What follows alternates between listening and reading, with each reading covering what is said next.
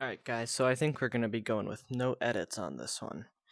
But after having just implemented a very nice system to standardize how all of these different addressing modes work, you see addressing modes are all of these separate like ways that each instruction is interpreted.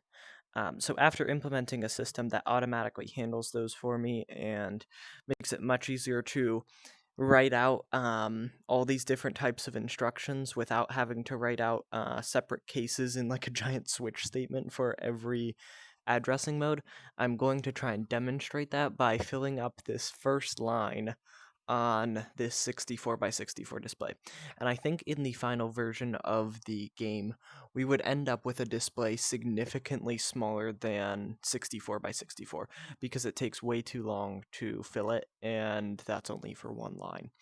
But in the meantime, this display is mapped to memory addresses 5000 to 5FFF.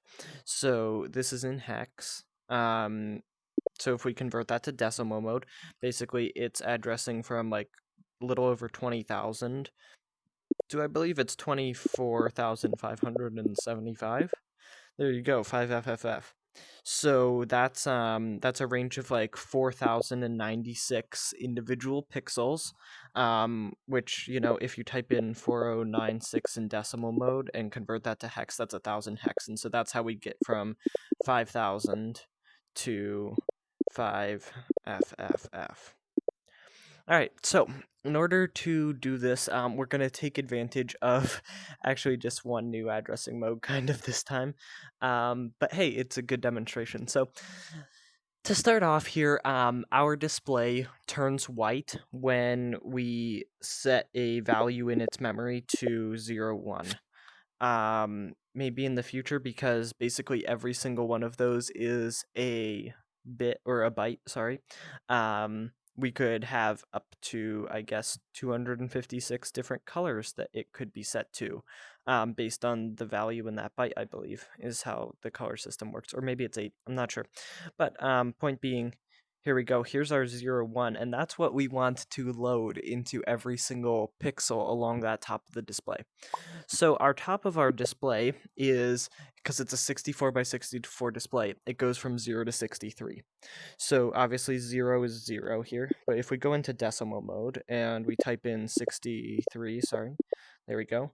We type in 63 and convert that to hex, we get 3F, which kind of makes sense because if we wanted to get 64, we would put in 40.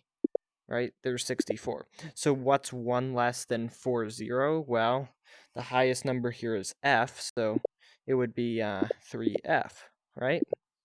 So what we're going to do, and Mills, if you would stop touching my ear or whatever the heck you're doing behind me, what we're going to do is basically loop through every memory address in that first line, and just set them all to 0, 1. And we have a very nice mode of addressing that will help us do that. And if we set this to load, because right now it's in show all mode, we see we can store right here with 9D. We can store the A register, basically indexed with X. So what happens is the opcode here, 9D, if we line that up with like another value, let's say 0, 0, and then 5, 0. Because remember, this is in little endian mode, where if we wanted to represent 8,000 hex, we put in 0, 0 first and then 80 after. So when the computer does things, it handles it like this, but when humans think about it, we like to think about it kind of like that. But hey, we put in 9D0050. And what's going to happen here is basically our value in the A register, because we're storing A, right? We're storing A. The value in our A register, which we can see on this processor info displays right here, the value in the A register is going to get stored to basically our operand position. That's why it's absolute right here. That A stands for absolute, little a is absolute. comma x. And what that does is then it adds the offset of the x register onto this. So say our x register, going back to what we thought about before with this being 63 wide or 3f, if we make our x register 3f right here, it's basically going to add these two together. So you'll end up with like 0050 plus 3f. So it would technically be like 5,000, kind of more like that. And so it basically just adds them together so that now when we store this value, we're not storing it to 0050, we're actually storing it to 3f added onto that. And that just so happens to be the very right-hand side of our display on that first line, because that's our value associated with it. So that's kind of like the idea for how we're going to store all of these things and why we needed the new addressing modes to take advantage of this. And so what we're going to do first is just set a few things up in the computer, right? So obviously our default instructions are already set, reset vector, IRQ, all of those things are already handled there.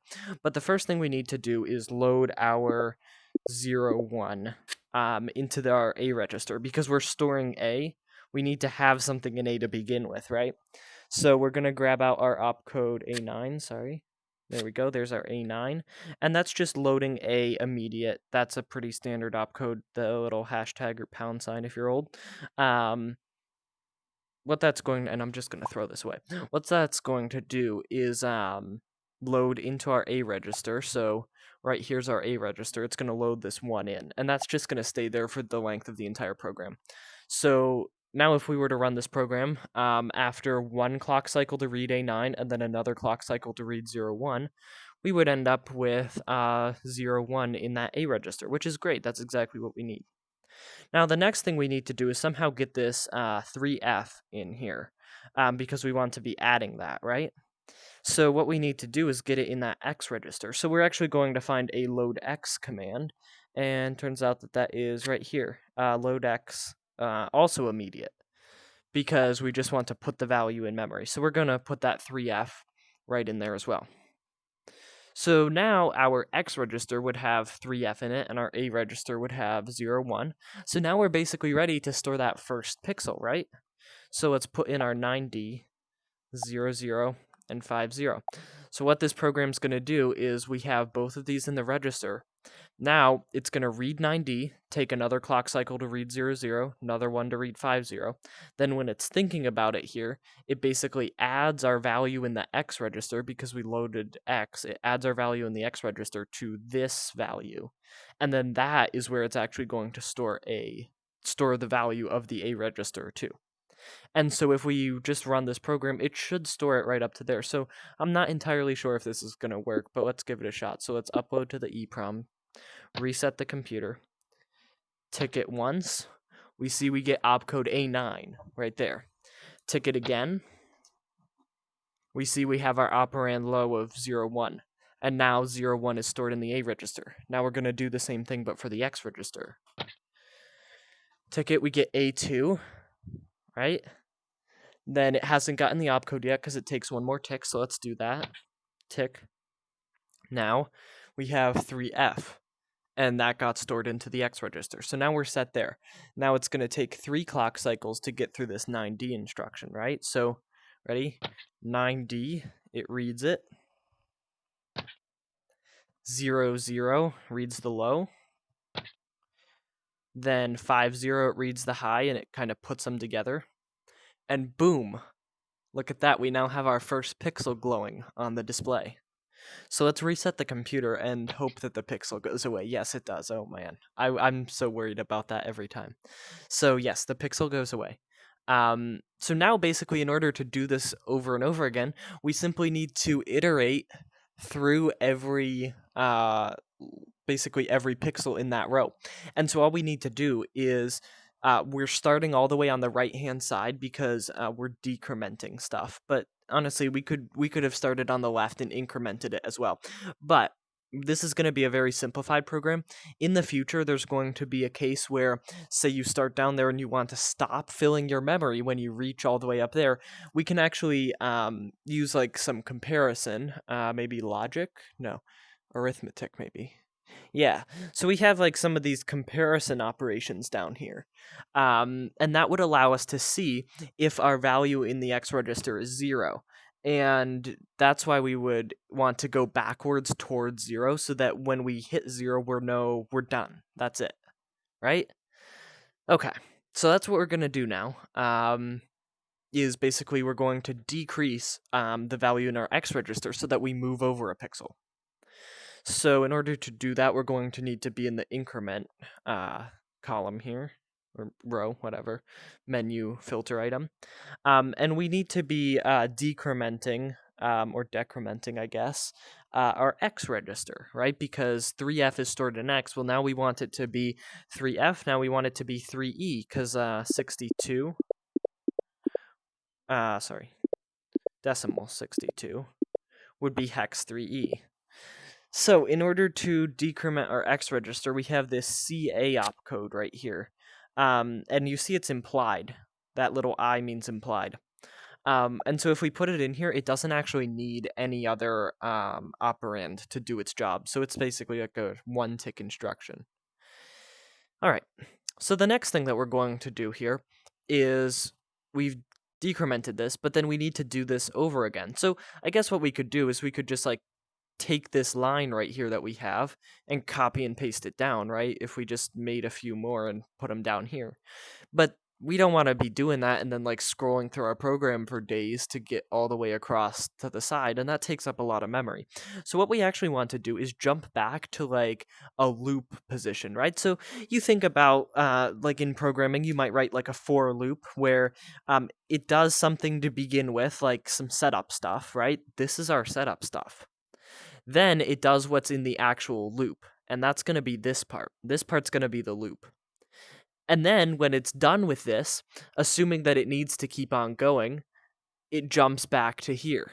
And so this is kind of like in basic programming. If you know like label whatever, like label 10, and then you do like print something out on the screen, and then you have line 20 is go to 10. And so it just keeps on going back to line 10 basically. Well, in this case, the first thing that we're going to need to do here is jump. So that's going to be under control. It's all these yellow ones. And here it is, jump absolute. And so we're just going to put in an absolute memory address. Do you see how this one's store a absolute index with X, but this one's just absolute? Well, we're just going to put in an absolute memory address kind of like this. And that's where it's going to jump back to. Well, instead of jumping back to a line of basic code, we're at a much more fundamental level here with machine code, right? Basic gets compiled down into assembly, which gets compiled down into this, or assembled down into this, technically. So what do we need to do? Well, jump wants a memory location, because remember, our program counter, every time we want to run our program, the program counter increases by 1 for every opcode and every tick that happens. And so basically, we just need to start out right here and count up to the point where we want our loop to start. And the point's going to be, this is starting at 0, right? 0, 1, 2, 3. We want to go back to 4 is the storing address, right? So we want to go back to 4. So let's get out one of those, A04, right? But now we need to think about something for a minute. Notice how our reset vector says 0080? That means 8,000 in hex. So remember, that's just little endian, right? Changing the direction or changing the placement of that 00 byte and then the 80 byte. So that's just 8,000, but if we convert that to decimal, 32,768. That's where our EEPROM, that piece of the computer, begins. So if we set our computer to simply go back to 04, it would actually not be going back to here. It would actually be going back to what's called the 0 page, which is a memory location that shouldn't generally store code. I'm pretty sure that stuff gets strange if you try and have code in there, but, I'm as inexperienced with this as many other people, I feel like. So, yeah. In the end, we need to jump back to a place in the EEPROM, basically starting at the beginning of the EEPROM and not starting at the beginning of that RAM. And so what we're going to do instead is kind of have this 4 be our offset to our 8000. And so what we need to do here is, this is once again little endian, just like that. And so we're going to put it in kind of like our reset vector, except instead of going back to 8000, we want to go back to 8004 because that's 4 from where it started. So we get out we get out an 80 in hex. There we go. And that's going to be our address, because see, if we just sneakily take this and put it right back there, look, 8004. Boom, 8000, 8001, 8002, 8003, 8004, 9D. That's where we're going back to. But it's little endian, so we put in the 4 first, and then we put in the 80. And let's upload this to our EEPROM and give it a whirl. Reset the computer. Stuff is still in the registers. That's just kind of how it works. Maybe like at the beginning of your script, if you really wanted to make sure your registers were in a certain state, you would set them to that state. But look, we are already setting them to that state. So even if like say some like radiation from the sun came in and like flipped some bits in our processor, we're still good because we're setting them up to begin with, not relying on anything from before. So let's tick through the first couple. 1, 2 ticks. We read A901 and it reloaded that into the A register. 2 more ticks and A23F reloads that into that register basically. Yep. So now we're actually getting into the interesting stuff. We have 9D0050. So 1, 2, 3 ticks. We read 9D0050. 5000 is where it's storing it. And if we look up there, that pixel is now white. So this is the point that we got to with our program before. But now, when we tick the next time, it's going to read CA out of our EEPROM. And remember, that's decrementing X. And so we should see the X register go down from 3F to 3E. So let's tick it once. Tick. Now it's at 3E. Now it's time to jump. So let's jump back to our 0480 or 8004. So read the jump instruction as 4C. Read 04 as our low order. Read 80 as our high order. Put them together. That's 8004. And so now our program counter, notice, has jumped from like 8000 and like what? Like 4, 5, 6, 7, 8, 9, 10. Like 8000 and A, I guess, down to 8004 again, which is what we set up in the jump. And so what's going to happen here is it's just going to reread 9D. And so if I tick through this a couple of times, it read 9D, it read the stored out, and look at that, another pixel showed up. So you can kind of see where this is going. It's not going to be particularly interesting if we keep on ticking through this. But let's start the clock. You see that's really running fast. And look at that. Even ticking every 0.05 seconds, it's still taking this long to fill up our screen. So let's stop the clock temporarily. And we can kind of set like how fast we want our clock to go. With like our maximum being kind of like around 1, which would be heinously slow. You see how often that's ticking. Takes like many seconds to get through like adding a single pixel even. There you go. Or we can speed up our clock until it's like flashing super duper fast, almost 10 times a second here. You can see it's filling up our screen pretty nicely.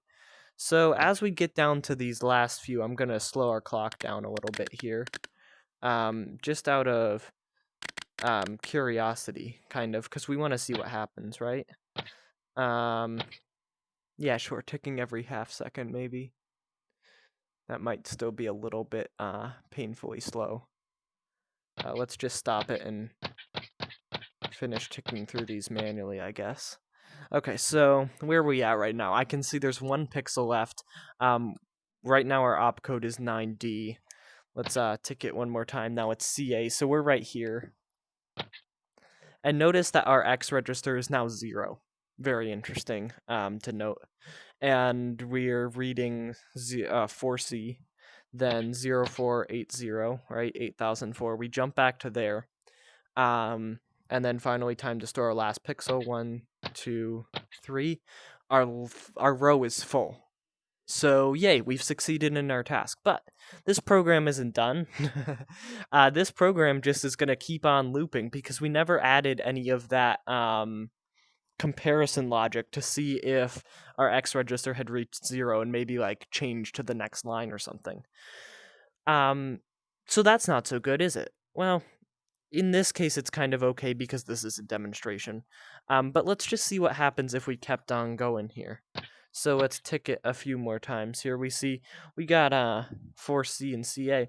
And strangely, when we had our CA instruction run, our X register jumped back to 0, 1.